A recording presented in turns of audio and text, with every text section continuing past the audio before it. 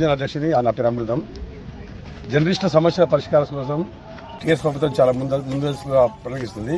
Double బెడ్లు అయినా అన్ని అందుబాటులో ఇచ్చి అందరికీ ఆదుకుంటుంది.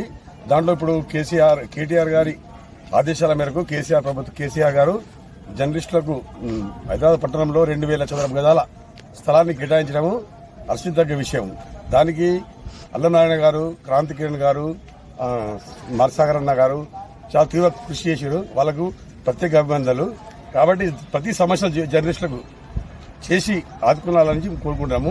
అలాగే హెల్త్ కార్డులు కూడా తొందరగా అందుబాటులో తేవాలని మాకు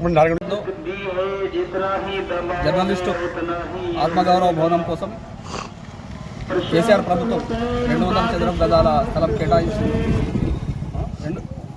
2000 చదరపు గజాల స్థలం కేటాయించిన శుభ సందర్భంగా ఈరోజు నారాయణఖేడ్లో TUWJ 143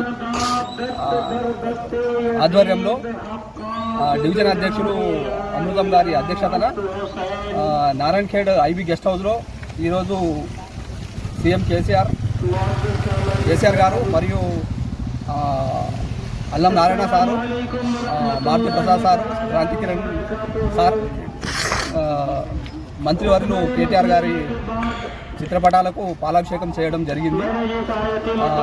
ఈరోజు ఈ సుదినం ఈ చాలా రోజులుగా జర్నలిస్టులో ఆకాంక్ష ఉండే తర్వాత అదేవిధంగా జర్నలిస్టు సంక్షేమానికి హితోధికంగా కృషి చేస్తున్న కేసీఆర్ ప్రభుత్వానికి ఎల్లవేళలా జర్నలిస్టులు రుణపడి ఉంటారని కోరుకుంటున్నారు.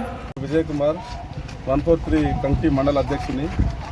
అయితే ఈరోజు గత ప్రభుత్వాల కన్నా టీఆర్ఎస్ ప్రభుత్వం కేసీఆర్ గారు హయాంలో దళితులకు పెద్ద మొత్తంలో ప్లాట్లు ఇచ్చి ఆదుకున్న ప్రభుత్వము మన కేసీఆర్ గారు. అయితే నారాయణఖేడ్లో కన్నీని వెరగకుండా 140 ప్లాట్ ఇచ్చినందుకు భూపారెడ్డి గారికి మరి అదేవిధంగా కేసీఆర్ గారికి జర్నలిస్ట్ తరఫున ప్రత్యేక ధన్యవాదాలు తెలుపుతున్నాను.